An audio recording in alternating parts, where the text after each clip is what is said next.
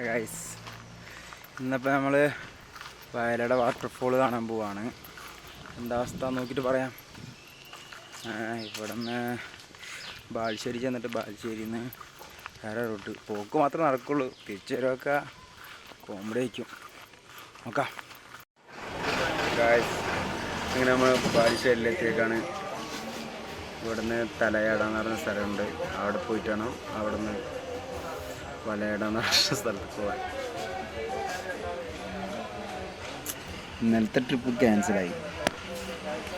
രാവിലെ തന്നെ പോകണം. തലയാട് ചെന്ന് കഴിഞ്ഞാൽ ഈ ഒറ്റൊരു ബസ് സ്റ്റാൻഡ് കാണുള്ളൂ. ഈ ഒരു ബസ് മാത്രമേ ഉണ്ടാവുള്ളൂ വയനാട് പോകാനായിട്ട്. അത് ചുരം കയറണ മാതിരിയാണ്. ഫുള്ള് ഹെയർ പിന്നുകളാണ് ഒക്കെ.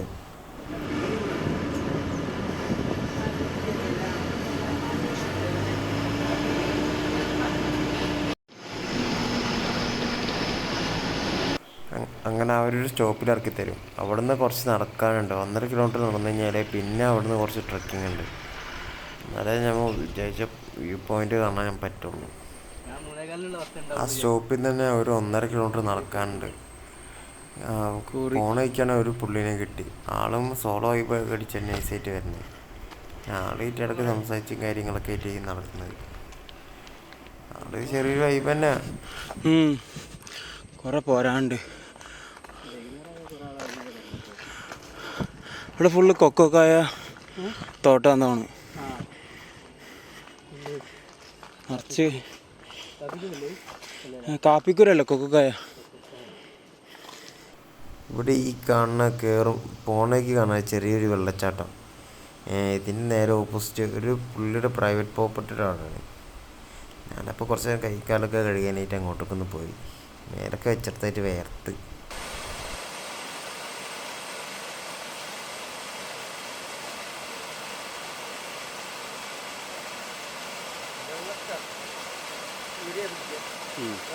അടിപൊളി വെള്ളച്ചാട്ടം താഴെയുണ്ട്.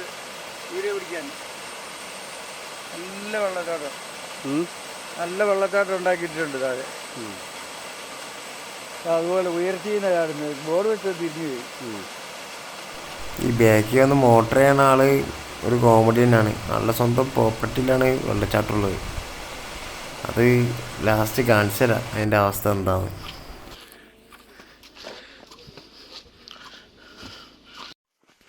ഒരാളെനക്കോ ഒന്നുമില്ല. അടുത്ത് വീടുണ്ടായിട്ടും ഇങ്ങനെ ഓരോ വീടുകളുണ്ടായിട്ടും ഒരാളെനക്കില്ലാത്ത സ്ഥലം മാതിരി.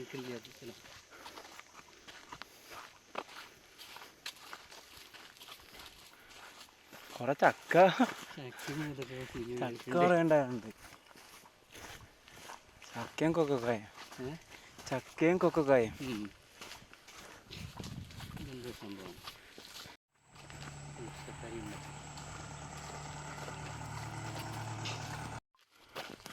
Wonder Valley മുല്ലപ്പാറ view point. അത് ഇതിലാന്ന് തോന്നല്ലേ.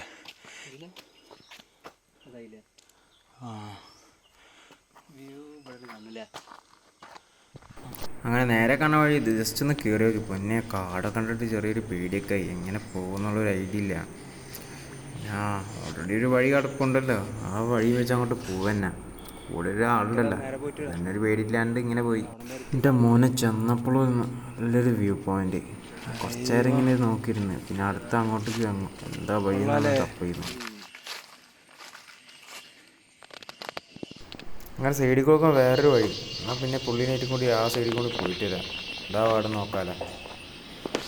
പോയി ഒന്നും കൂടി നല്ല ക്ലിയർ ആയിട്ട് കിട്ടി വ്യൂ പോയിന്റ്. പിന്നെ അങ്ങോട്ട് പോകാൻ ഒരു പേടി തന്നെ. ഇതെന്തോ 3 ഡാം എന്തോ വിസിബിൾ ആവുന്ന ഏരിയ എന്തോ ആണ്. 3 ഡാമോ 3 പുഴയോ അങ്ങനെ എന്തോ.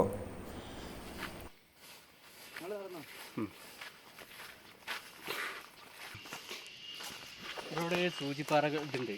എന്തൊരു സൂചി പോലത്തെ പാറകള്. പിന്നെ ഇറങ്ങിയാൽ വരെ അത്ര സുഖമില്ല കയറാനൊക്കെ ആയിട്ട്. പിന്നെ ആകെ ടയേർഡായി. പിന്നെ വേറൊരു വ്യൂ പോയിന്റും തപ്പി കഴിഞ്ഞാൽ സൈഡിലേക്ക് പോയി. വന്ന വഴി തിരിച്ചും കയറിയിട്ട് വേറൊരു പോയിന്റ് കണ്ട്.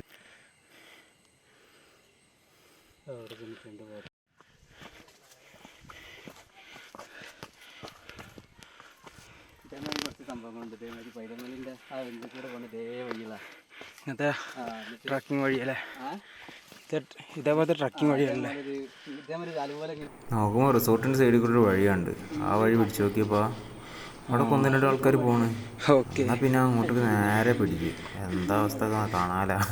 ഞാൻ ട്രക്ക് ചെയ്ത് അടുത്ത് അജാതി കയറ്റങ്ങളായിരുന്നു. ഓരോ കല്ലുകൾ കുത്തി കയറാൻ പറ്റ പാടേ.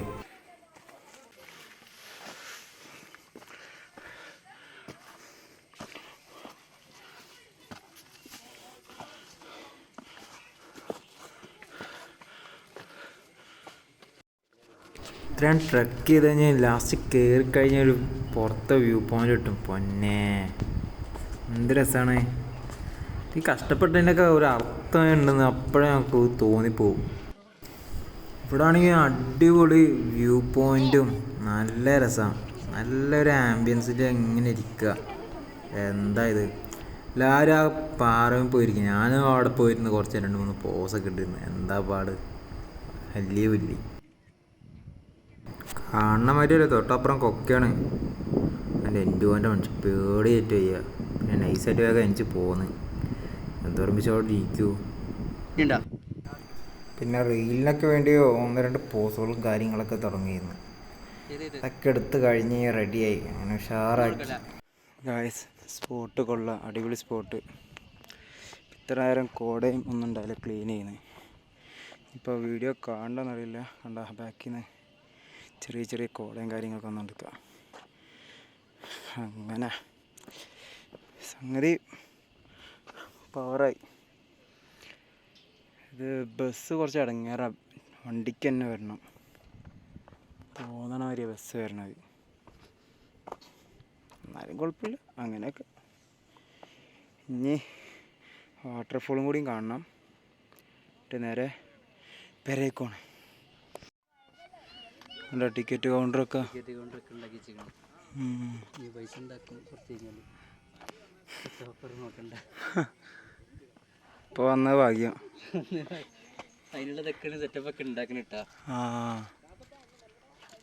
ഇനി മെല്ലെ കയറിയ മാതിരി വീണ്ടും അടിയിൽ കറങ്ങാണ്. എന്തൊരു വള്ളി, എന്തൊരു ചുറ്റ്. എന്തോ ഈ ഫോറസ്റ്റിൻ്റെ ഉള്ളിൽ കൂടെ നടക്കുമ്പോൾ എന്തൊരു സമാധാനം, എന്തൊരു പീസ്ഫുള്ളാണ്. ഇല്ലില്ല, നമ്മൾ ആ വഴി കഴിഞ്ഞല്ല, ഇടവഴി തന്നെയല്ലേ കയറിയത്. അത് കഴിഞ്ഞ് ഗൈസ്, ഇവിടെ മസ്റ്റേറ്റ് കറണ്ടാണ്. ഇനി കുറച്ചാൾ കഴിഞ്ഞ് കഴിഞ്ഞാൽ കൗണ്ടറും ടിക്കറ്റ് കൗണ്ടറും കാര്യങ്ങളൊക്കെ സ്റ്റാർട്ട് ചെയ്യും. ഇപ്പോൾ ഫ്രീ ആണ്. ഇപ്പോൾ ഗോൾഡൻ ചാൻസാണ്, വരാൻ പറ്റുന്നതൊക്കെ വരാം. നല്ല മഴ കോട വരും.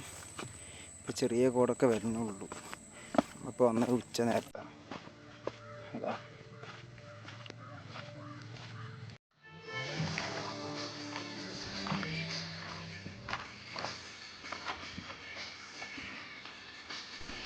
പിന്നെ ഈ കാണുന്ന ബേബി തട്ടുകളില്ലേ, ഇയാളുടെ സ്വന്തം പ്രോപ്പർട്ടിയിലാണ് വെള്ളച്ചാട്ടം ഉള്ളത്.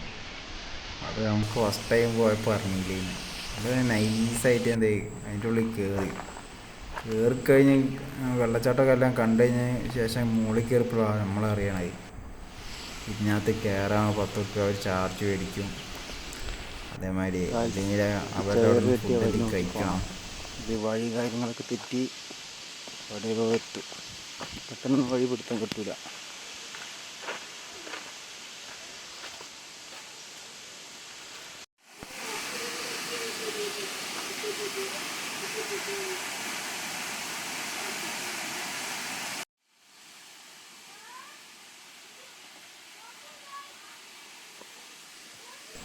മോനെ അടിയിക്കറിഞ്ഞ വെള്ളച്ചാട്ടം കണ്ടപ്പോൾ എനിക്ക് എന്തൊരു ഫ്രഷ്നെസ്, എന്തൊരു കൂളിംഗ് ആണെന്നറിയോ. ഞാൻ ഒന്നും നോക്കിയില്ല, നേരെ പോയി വെള്ളത്തിൻ്റെ അടിയിൽ പോയിരുന്നു.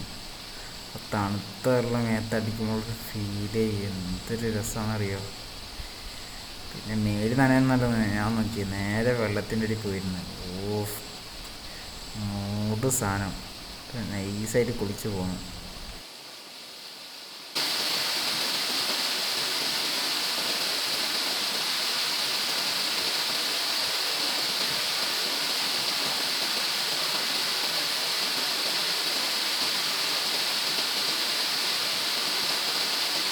മഴക്കാലത്ത് വരുമ്പോൾ എന്തായാലും മസ്റ്റായിട്ട് പോകേണ്ട സ്ഥലമാണ് വയലടപ്പാറ.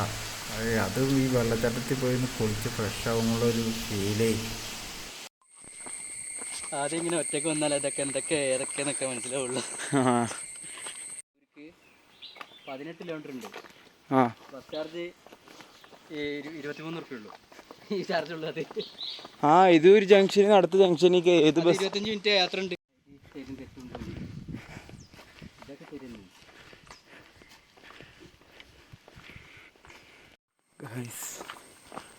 Full hair pin ഇറങ്ങിക്കൊണ്ടിരിക്കുകയാണ്. ഇവിടത്തൊക്കെ മൊത്തം 6 കിലോമീറ്ററാണ്. കയറുന്ന ബസ്സിനല്ലേ നമ്മൾ കയറിയത്. തിരിച്ചു വരുമ്പോൾ ഇറങ്ങിക്കൊണ്ടിരിക്കുകയാണ്. മറ്റേ താമരശ്ശേരി ചുരത്തിൻ്റെ അവസ്ഥ വരിക. നോക്കാം. പരിപാടിയൊക്കെ കണ്ടു കഴിഞ്ഞ് അവിടുത്തെ ആൾക്കാർ ബസ് വെച്ചപ്പോൾ ബസ് ഒരു വൈകിട്ട് 5 മണിക്ക് ഉണ്ടാവുള്ളൂ. നമ്മളാണെങ്കിൽ ആകെ 3 മണി ആയിട്ടുള്ളൂ. ഇനി സമയം വേറെ എന്ത് ചെയ്യാൻ, ഒന്നും ചെയ്യില്ല. പിന്നെ വേറെ നോക്കിയില്ല. ആകെ 6 കിലോമീറ്റർ അങ്ങോട്ട് ഒന്നും കൂടി അടിക്ക് ഫുള്ള് ഓടി അടിക്ക് ഇറങ്ങി. നിൽക്കാൻ പറ്റുന്നില്ല. അമ്മാതിരി ഹാപ്പിമാരി തിളക്കങ്ങളാണ്. അങ്ങനെ നമ്മൾ തിരിച്ച് അടിക്ക് ഇറങ്ങി. അവിടുത്തെ ഒരു പള്ളി ഉണ്ടായി. ആ പള്ളിക്ക് കുറച്ച് റെസ്റ്റൊക്കെ എടുത്തിട്ട് പിന്നെ നേരെ ബസ് അവിടെ ഡയറക്റ്റ് കിട്ടി താമരശ്ശേരിക്ക്. അവിടെ നിന്ന് ബസ് കയറി നേരെ വീട്ടിലെത്താനായി. അങ്ങനെ വീടെത്താനായി. വീഡിയോ ഇഷ്ടമായെങ്കിൽ ലൈക്ക് ചെയ്യുക, ഷെയർ ചെയ്യുക, സബ്സ്ക്രൈബ് ചെയ്യുക. ഓക്കെ.